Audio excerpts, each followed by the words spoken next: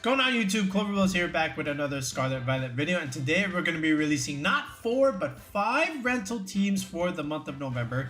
So I recently put out a community post yesterday saying that there would be 4 rental teams, but that is a lie. That is now 5 because I've had some help from a viewer that was willing to make the rental code for me because again I ran out of space. So they were very gracious enough to help me out there and make the rental for me. Okay, so what we're gonna do is, like with all of our rental videos, we're gonna show you the code, of course, explain how the team works, and then we'll transition into the Pokepaste where we get to explain our spreads, why we EV'd our Pokemon the way we did. Okay, and then from there, you know, just give like a little bit of a general rundown on, you know, how you want to use the squad in certain matchups. Okay, so without further ado, let's just go straight on to the first rental here. Alright, so here is rental team number 1, and it is our Salamence squad. So this is a team that we made actually about 2.5 weeks ago, and if you look back at our Salamence video for that, you'll see that this was that team. I made a couple of changes, you know, just to like some EV spreads since then. But overall, I think this team is actually relatively fun and also quite good. We gave this to 2 people, and it got 2nd place in 2 different tournaments. One was an in-person Premier Challenge, and then another one was 2nd place in an online tournament. So shout outs to both for getting good results with this squad. And again, the way it works is it's a Salamence team, right? But it's a Salamence Snow team, so different than Tang's and Gavin Michaels, you know, Salamence Rain. But this is Salamence Snow, and you might say, well, why am I doing it like this? Because I want to position some of our Pokemon behind screens so that way they're able to sweep and they're able to set up, and then, you know, the opponent just can't have any answers here, right? So what we're going to do with the Ninetales is, of course, set up the Aurora Veil. It gives us speed control. The Salamence has Dragon Dance as opposed to something like Tailwind, so this Salamence is poised to become a very dangerous sweeper, and we have a lot of tools that can support it. We have redirection, we have fake out pressure, and you know, we have screens, so this way we can hide behind it. And we also have sleep status infliction with the Milotic, which I'm gonna get to in a second. But from here you have you know, Heatran here with Terra Fairy, Terra Blast, which is quite strong against a lot of different things, especially some stuff like, you know, Iron Hands that doesn't want to be taking this stuff, or like some of the other dragons running around, they don't want to be taking fairy type attacks. Then the Rillaboom is relatively standard, you know, with, you know, Grassy Glide, high horsepower Wood Hammer. Ogerpon, same thing. You know, it's also part of the Grassy Glide, you know, priority stuff here, so that's gonna be good. And then here is the Milotic. Now, technically and secretly, this is actually a Milotic team because if you look at this, how do you plan on, you know, getting control over the Salamence, right? You can't intimidate it, okay, because we gave it the clear amulet. And now, even if you do want to bring your Intimidate Mon, it's not really going to do a whole lot here, especially if we bring the Milotic. But after, you know, either 1 or 2 Coils, you're able to just put things to sleep, and your Hydro Pumps are actually 100% accurate. So the Milotic becomes relatively dangerous, you know, in that sense. And then if you put things to sleep, that just allows you to be able to set up potential Dragon Dances with Salamence, for example, or just deal constant chip damage with some of your other big hitters like Rillaboom and Ogerpon. You know, it just helps you get position. But the Milotic is relatively bulky here, okay, and it actually does a good amount of damage. You know, we did make it modest, which we'll show you in the Pokepaste over here, but that's really all it comes down to, is like, can I set up my screens, and can I set up the Salamence and or the Milotic to be able to, you know, really cripple my opponent and force their hand a little bit. And again, Terra Steel Salamence is actually quite good. You know, you're able to snipe Flutter Mains, for that matter, with Iron Head. Your Dragon typing, of course, is great into the, you know, the rest of the Ogerpons running around. And then fighting moves in general are just not going to be great, you know, so you're able to wall the Urshifu Rapid Strike completely, even if you don't Terra, right? And then, of course, the Heatran enjoys screens very much. You're just able to put a lot of pressure there. And, you know, if you're going against Psy Spam teams, for example, you can just change their terrain with Rillaboom and then use the Milotic and or the Ninetales to like either set up the screens or set up Coils and Hypnosises, and then you can just stall out the Trick Rooms that way. Alright, so let's go into the Pokepaste and let's see how we did our spreads. Alright, so here we are at the Pokepaste for the first rental. So the Salamence, if you notice, is Adamant 124. Now, what is that supposed to do? Basically, I just wanted an even number in the attack stat. So this way I don't get a decimal after one Dragon Dance, right? Because it was an odd number, which was 187 in terms of a final attack stat. But now if you bump it to 188, now it's a nice even number and you get the best bang for your buck with that +1 attack boost. And the same can be said with the speed. So with this speed investment of 188, it hits you to 144. So now after one Dragon Dance, you're able to outspeed Choice Scarf Landorus. And that was the main idea there. And then after that, it's just, you know, rounding things off in terms of your HP and your bulk. So 172 investment gets you to 192 HP, which is great and optimal for the Rillaboom grassy terrain recovery. You get a perfect 12 HP recovery per turn. And then again, like I said, the 12 defense and 12 speed def is just to get some nice even numbers there, you know, where you're just rounding out your bulk for, you know, Auroraville's bonuses. Then from here, if you look at the Ninetales, so the Ninetales with that speed investment is just basically meant to outspeed base 100. So something like a Chiyu max speed, you will outspeed that. Then we just went max HP, or of course, you know, we just want to be like super bulky. And then from there, I was just going for even numbers for our defense and special defense, again, with the Auroraville. And then, you know, just a little bit of leftover in special attack. You don't really need the Ninetales to deal damage. You just need it to support and be bulky on the field. But, you know, with Icy Wind and Auroraville stuff, the occasional Moonblast is quite nice, of course. But the Ninetales is just there to stay on the field and pivot in and change weather whenever we need it to. Okay, then the Heatran. So the 204, 116 defense will allow you to take a Iron Hands Drain Punch, but not only that, you know, also able to take a Landorus Stomping Tantrum, you know, with Intimidate and or Screen Support. So that's also quite helpful. Then 76 Modest is the benchmark. Again, the first EV bump there for Modest Nature, you know, 176 special attack investment. Not investment, a special attack stat. Okay. 108 speed, so ideally, you know, after something like a Tailwind, you know, which we don't have here, that'll outspeed something like a Dragapult, but a little bit of a speed on your Heatran does help in the grand scheme of things. And then the rest just went into special defense because that's really all we had left over. The Rillaboom, same idea. So Rillaboom, I just went like, you know, max HP, you know, and second EV bump in the attack stat. And then 76 investment in Spadef, you know, makes it so that I have an even number and makes it triple digits, because when you invest 76 special defense, you get it to 100 stat in special defense, so triple digits, which is quite nice. And then 112 in terms of our speed, you know, after 52 speed EVs. So after a Icy Wind, you're able to outspeed, you know, another base 100. So again, think Chiyu, right? Then the Ogerpon, I literally just made 2x2, 2x2. Can I make it a little bit different? Yeah, and we have some other Ogerpons, you know, in the rentals that have, you know, bulkier spreads that are a little bit slower, but, you know, because I have screens and then fake out pressure and stuff, I feel like this is still okay. And then the Milotic here. So the Milotic also has an intricate EV spread. Again, 107. So, you know, after... and then also 156 special attack investment with 172 HP. So again, that 192 HP benchmark will optimize for Rillaboom's grassy terrain recovery. 156 Modest is the second bump in the special attack stat. And then 132 investment with that HP combination will allow you to take an Iron Hands 156 Adamant Wild Charge after either Intimidate or, you know, Screen Support for that matter, without any Terra Dragon assistance, okay? So that's pretty much it. So you can see, again, I'm just going for like some benchmarks, some calcs, but all in all, you know, I'm just optimizing, you know, in terms of what I have available, which in case was the Rillaboom Grassy Terrain. Coming in with rental number 2 is our Roaring Moon Weezing team. So this was a requested one.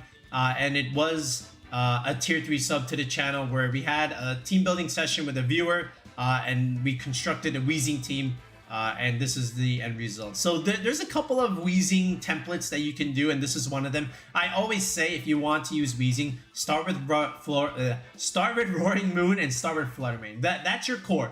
Weezing, Roaring Moon, and Flutter. Why? Because Photosynthesis doesn't care about neutralizing gas. It'll still work either way. So then from there, you just slap on stuff like Redirection, Fake Out Pressure, and Intimidate support, which is what we have here with the Landorus, Iron Hands, and the Ogerpon. You know, so it's a very standard and solid Weezing team. And if you just look at the sets, yeah, you can pretty much see that. Like, again, Tailwind, Roaring Moon is quite good. And then you're meant to outspeed Tornadus. You know, with the neutralizing gas because Prankster is turned off, so that's great. We get our Tailwind first, and then the Fluttermane is a spec set, so it's going to do a lot of damage, And Power Gem is actually a tech move that has come back in Regulation E after like not being seen so much in Regulation D. That's because of the fire types that are still running around. So you're able to click Power Gem into stuff like, you know, the Ogre Ponds and even, you know, Hisuian Arcanines to an extent, right? So you have that going for you, as well as Terra Flying, you know, other things that don't want to be taking a rock move. So yeah. Then the Iron Hands is standard Terra Fire, you know, Fake Out, 2-stab moves, and Heavy Slam. Landorus here is the interesting one. So Landorus here has the ability Shield, and you can use that with the Weezing. So what that means is now you're going to ignore Neutralizing Gas, which means you get to use your Intimidate, which is, of course, very, very helpful. And this is more of a supportive pivoting Landorus where you're just able to, you know, use U-Turn, get out, and then also provide speed control with Rock Tomb. So you've got Tailwind and you got Rock Tomb going for you. And notice how this is not a Terra Flying, Terra Blast Landorus. It's a Terra Water one. So in the face of Urshifu, you're able to just stay there on the field. You use your Terra Water, take those Surging Strikes, and either go for Stomping Tantrum, go for Rock Tomb, you know, have your, you know, get some speed control on it in that sense. Then the Ogre Pond is, again, another standard set. This time it has Wood Hammer, okay, and of course still the redirection support with Follow Me, okay. And the Weezing is it's a support Pokemon, right? You got Will-O-Wisp, you got Taunt, okay. Gunk Shot can miss, of course, but it does so much damage. So you know, it's just like, you know, versus Sludge Bomb, lower base power, but you know, it's an accurate move, and that's always the trade-off with stuff like this. So, you know, if you want to use this team, but you want to use Sludge Bomb instead, then just change the nature for the Weezing, and then you're fine from there. All right, so let's take a look at the EV spreads here. All right, so here's the EV spread here for our squad. So again, the roaring one is actually a jolly natured one, as opposed to something like an adamant. So what we're trying to aim for here is we're meant to outspeed, you know, something like a Tornadus with Weezing on the field. And then what we're able to do is click our Tailwind before them. And then with that said, our Weezing with this 76 speed investment will be able to outspeed a max speed Tornadus and be able to taunt it, so this way it can't go for its Tailwind, right? And that's the whole idea with Weezing Roaring Moon in terms of this interaction. And then from there, it's just relatively standard stuff. The Fluttermane is our same bulky Fluttermane Timid set that we've been using, you know, since like over a month ago. It's just meant to outspeed the max speed Modest Fluttermanes. And then with that investment in HP and defense, you're able to survive the adamant attacks from a Chen-Pal. All right, whether it be Icicle Crash, you know, Sucker Punch, you're going to live it all. So that's the reasoning behind there. And then 60 special attack investment with choice specs. It's still going to do a lot of damage, right? You will not be lacking in damage with this Floodmane, I promise you, and the bulk is very much appreciated. Iron Hands here. So we've actually put a little bit more speed on this Iron Hands, not necessarily for the speed creeping, but after Tailwind, you're able to outspeed Chiyu and hit it with a Drain Punch, which is actually quite funny, assuming they are max speed, of course, right? The Landorus is a different EV set this time. We're not max speed adamant. Instead, we're actually max HP with a little bit of speed, you know, 132 speed investment. That will, again, outspeed the Modest Flutters, you know, after a +1 boost. Or in this case, the Rock Tomb idea, where you're bringing it to -1. So that's the whole idea there. And then you're still adamant 116. You're still hitting the second benchmark in attack stat. So that's the whole idea there with that Landorus. The Ogre Pond, same idea. 156 attack is the second benchmark there. Then you just have 188 speed. So you're able to outspeed, you know, after Tailwind, you're able to outspeed +1 Iron Bundle. So 310 is better than 309 in that sense for you, right? So you're able to outspeed them. And then, you know, the rest just went into HP with 1 point in the defense and special defense. All right. And that's pretty much it. So, you know, hopefully you understand this EV spread. So now let's go into rental number 3. Rental number 3 is a relatively standard Dusclops Ursaluna running around right now. And this is a very standard 6. You may have seen this, you know, weeks ago, but it was requested, so I do have to make it, you know, and make it public in this sense. So basically, it revolves around Weakness Posse Ursaluna with Brick Break Dusclops, which Brick Break, you know, having multi-purpose here, you're able to self-proc the Weakness Posse as well as break Ninetales or Grimmsnarl screens, which is actually quite helpful. Then Will-O-Wisp was able to neuter, you know, physical attackers. Pain Split, you're able to, you know, heal yourself, heal your Ursaluna for that matter, or deal big chip damage into other Pokemon here. Now, you can argue, you can actually just go Nightshade instead of Brick Break and just deal solid, consistent 50 damage, and then have Life Orb on the Ursaluna, you know, just dealing so much damage, not needing to be set up, with the turn, just able to exert pressure right away immediately. Then from here, Iron Hands, Fake Out Pressure is always appreciated on, these Trick Room kind of teams. And then the Landorus and Ogerpon will give you Intimidate and Redirection support. The Ogerpon is the Wellspring one. So you're able to support the Ursaluna, Landorus, and the Chiyu, redirect all those water moves that want to go in there. And then the Chiyu, and the whole gimmick here with Chiyu is you're able to, exert Beads of Ruin at the same time as the Ursaluna, and then now the Ursaluna is doing even more damage. And then you also have Snarl Pressure along with Intimidate, so you're able to reduce a lot of damage against your team. And then, of course, you have the Choice Specs, where Chiyu is just dealing so much damage, okay? Normally, you can even just forgo the Landers and go with Fluttermane here. So this way you have Fluttermane Chiyu as an idea, but then I think we're lacking a little bit in some physical damage. So I decided to keep the Landers here, and I think it's still good even now. There's still plenty of these Dusclops or Ursaluna teams using these same 6. It just depends on their EV spreads and their sets, but it does work. Okay, so let's show you our EV spreads. Oh man, when are they gonna give us, non-blacked out JPEG images here? Because, we have nothing for the Ogerpon and the Ursaluna here. Anyway, so the Dusclops here is just a standard sassy set, hitting the benchmark, making sure we have even numbers to balance out the Eviolite, because again, if we have odd numbers, then we're just gonna get a decimal, after the Eviolite boost. So I wanted to keep everything even, which is what I did here. The Ursaluna with this investment, so first of all, you're hitting modest 116, which is the benchmark there. And then with this investment with 156 HP, 44 defense, you're able to take quite a bit of hits. You're able to take Iron Hands, Drain Punch, you're able to take Close Combat, Urshifu, with Adamant 156 investment. You actually live quite a lot. And then the rest literally just went into special defense with a little bit of speed, just so that I don't speed tie the Iron Hands in that sense, right? Otherwise, I don't know the interaction. So I just made sure one was faster than the other. The Chiyu, you can tell that Chiyu is actually rather thick. Look at that, 244 HP, 188 defense. That was by design, and look how much speed it has. Almost not a lot of speed. We're in a Trick Room team, so this Chiyu is meant to be bulky and slow, but still deal decent damage with modest choice specs here, 36 investment. But the idea here, Chiyu, you're able to survive Stomping Tantrum Landorus, right? Which is the whole idea behind it. And you don't need to Terra out of it. You can just survive it just straight up like this. And Landorus support will even make that even more laughable in terms of damage. But then the Ogerpon. So all into HP with the first benchmark and attack, 76 investment. And then you have the 76 speed, which will hit you that 138 benchmark, which is important in terms of, trying to outspeed certain threats. Like, again, they'll be hitting, after +1, they're going to outspeed the modest flutters, for example. So we go to 76 investment, which hits 140, which will speed creep the 138s. And then the rest just went into SpDef. So this way I get a nice even number after I get the +1 boost if I do Terrestrialize into my Water Terra. The Iron Hands is back to our normal Iron Hand set with, 76 investment with second benchmark and attack, 156, a little bit of speed, and then all straight into special defense. The Landorus is also back to our regular EV spread with max speed adamant, hitting 116 investment still, and then the rest just went into HP. So not as bulky as our other one, but of course more faster, right, because we have the Choice Scarf here. And that's pretty much it, right? Yeah, again, just hitting all these benchmarks with our EV spreads and, a couple damage calcs in mind, but yeah.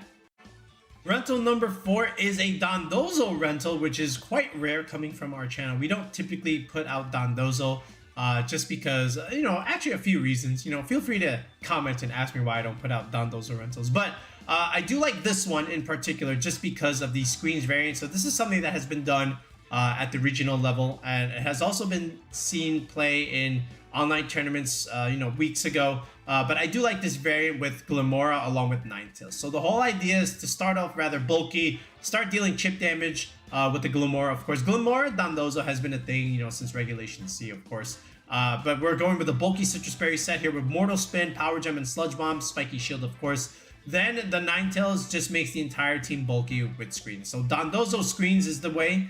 All right, and then from there, you have stuff like Iron Hands for Fake Out Pressure, able to help set up, and then the Ogerpon also has Swords Dance here So the Ogerpon can also become the sweeper. The Dondozo set is relatively standard with Unaware, Leftovers, Earthquake, Order Up, and Wave Crash, so 3 attacks there. And then the Tatsugiri also has a Choice Scarf set with Muddy Water, Draco Meteor, Icy Wind, and Terra Blast. Don't be afraid to just use Tatsugiri and not the Dondozo. I've had games where I'm just bringing the Tatsugiri for a little bit more speed control for Icy Wind, and that was allowing the, Glimmora and the Ninetales, to potentially set up and sweep.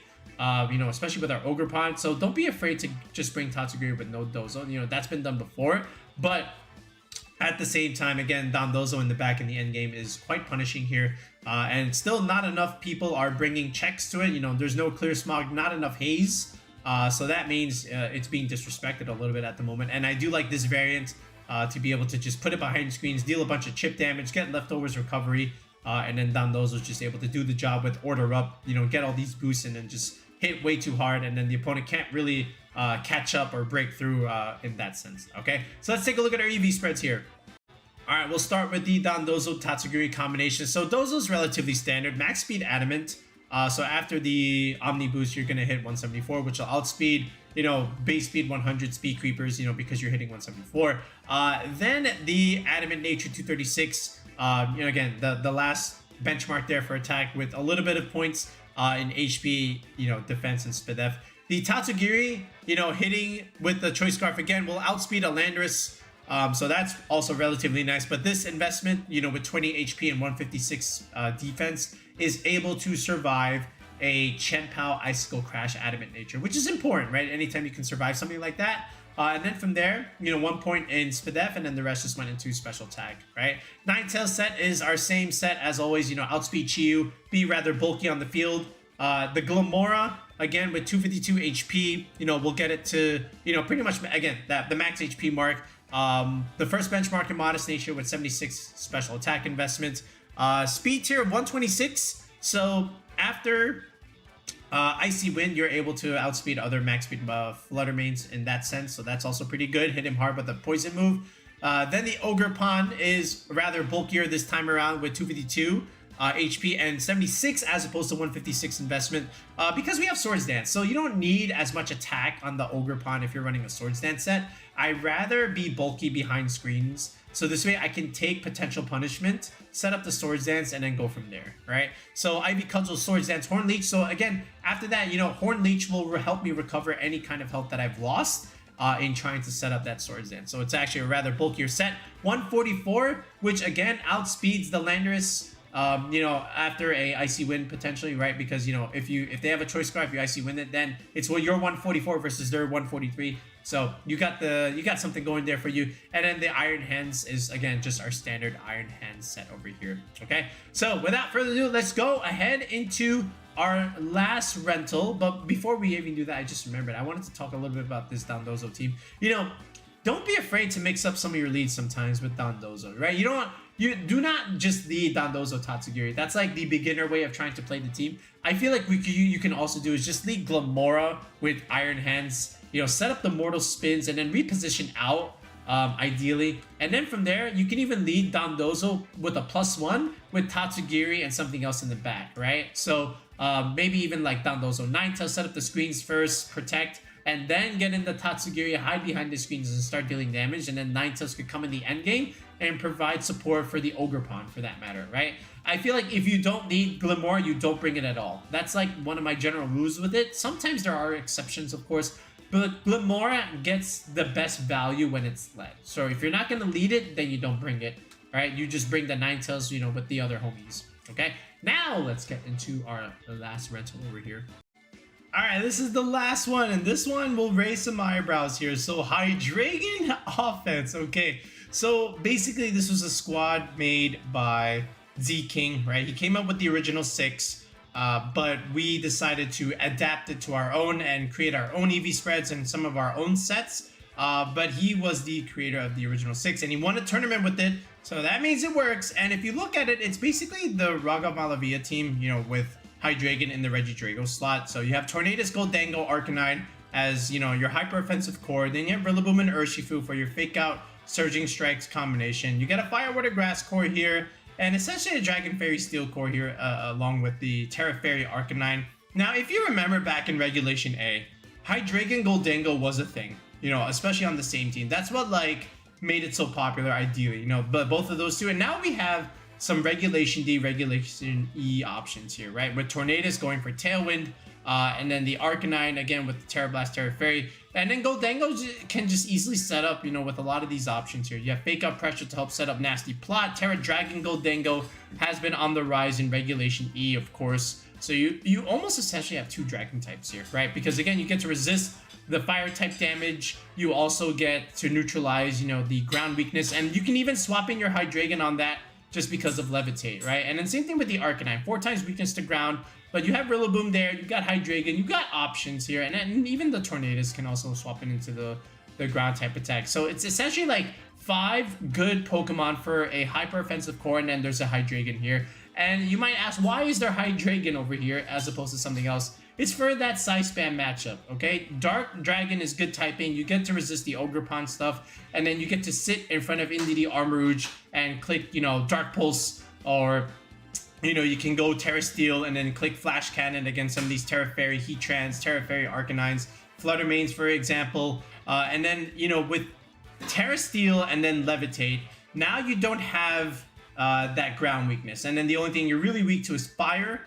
But now you have Rain Dance Tornadus to mitigate that damage for you. And now all of a sudden Hydreigon, with that bulk, is able to stay on the field for a while and actually just deal a bunch of chip damage with, you know, Life Orb, Dark Pulse. So that sense, it's pretty good here. It's very matchup specific. You're not going to be able to bring the Hydreigon to every single game because, you know, it's a niche option here. But you definitely want to bring it to some size spam teams, okay, for sure. Whereas, you know, everything else, Tornadus Goldango, Tornadus Arcanine, Urshifu, you know, these are all like very, very solid, consistent options that can carry a lot of your matches, you know, and that's why we have these 5 on here with the Hydreigon, okay? And then, you know, just like consider Urshifu altogether, like Choice Scarf along with Rain Dance. Now you have damage and now you have speed, because often enough, if you had the Choice Scarf but no Rain Dance, its damage was like somewhat limited. But and then same thing with Mystic Water, like you had good damage, but you need a little bit more speed in some of the mirror games. So now you can have the best of both worlds here with Choice Scarf along with Tailwind on, I'm sorry, the Rain Dance on the Tornadus. And that also reduces fire damage against the Goldango, it reduces fire damage against the Rillaboom. So you have a lot of things going for you here in that sense. All right, and then of course, the Arcanine with Intimidate support is just able to make the entire team a little bit more bulkier on the physical end. So all in all, I think it's a good team. We tried it out for, you know, a bit and it was actually relatively nice there. So now we release it to you guys and hopefully you might be able to shock your opponents with this Hydreigon Tailwind offense team. But let's take a look at the EV spreads and see what we came up with. Alright, so if you look at the Hydreigon and some of our EV spreads here, you know, basically these are a lot of benchmark stuff and a lot of cases where we just don't want to speed tie our own mons, right? So if you look at Hydreigon, it's hitting 145, the Arcanine is hitting 142, and the Urshifu is hitting 144, right? So we're avoiding some speed ties here, as well as speed creeping certain things, right? So again, with the Hydreigon, let's start here. It's 145 investment with modest, so it's going to hit relatively hard, and then we put a little bit of HP just for the Life Orb chip damage, just a tiny bit, and then the rest we just dumped it into special defense for that matter. But yeah, again, with 145, you're able to outspeed stuff like Choice Scarf from Landorus, as well as some speed creeping purposes. So that's why we have that much investment there. The Tornadus, again, we always like to go bold Tornadus on this channel, just to be able to, you know, take the Mystic Water Surging Strikes from Urshifu. Terra Water Mystic Water Adamant 156 Surging Strikes. That's what we're calced for. And then at the same time, you're also calced for Dragonite E-Speed boosted by Chenpao with the Choice Band set. You don't have to burn your Terra to live that, of course. You know, you are Terra Ghost anyway. But yeah. Then the Goldango here, with this 236 investment, gets it to 192 HP, which is the optimal number for Leftover / Rillaboom Grassy Terrain Recovery. You have 132 investment for the second bump in Modest Special Attack. And then the 124 investment hits 120 for speed. So you're able to pretty much just outspeed a lot of these Heatrans for that matter. Which is also going to help you outspeed some of these genies after, you know, plus or minus 1 in that sense. Then the Tornadus is, well, we already said the Tornadus. The Urshifu. So Urshifu, again, hits 144. That's just to outspeed Choice Scarf Landorus, right? So by 1 point. So that's pretty much it. And then the Adamant 156 is the next benchmark. 44 HP and 44 defense will allow you to live the Dragonite E-Speed boosted by Chien-Pao. And then after that, 92 EVs and special defense is just leftovers at that point. The Rillaboom set is the same as our other Rillaboom from the other rentals. So, you know, I just recycled it. And then the last thing is the Arcanine. So with 142, again, you're outspeeding or, you know, speed creeping the base 138s or 140s for that matter. You know, so I figured let me just go max speed Adamant, you know, might as well. And then 196 investment is the next is the third benchmark in Adamant nature. And then after that, you know, you just have remainders, 44 HP, 12 SPDF, 4 defense. These are just like leftover EP spreads in the grand scheme of things. All right. So that's it. This is our recreation of ZKing's team. And the one, again, the main noticeable difference besides the EV spreads and some of the sets is that we have Rain Dance on the Tornadus, which I think is important on a team like this. Just to, again, allowing your Urshifu to deal more damage and then reducing fire damage against your team altogether, you know, for the Goldengo and the Rillaboom matchup.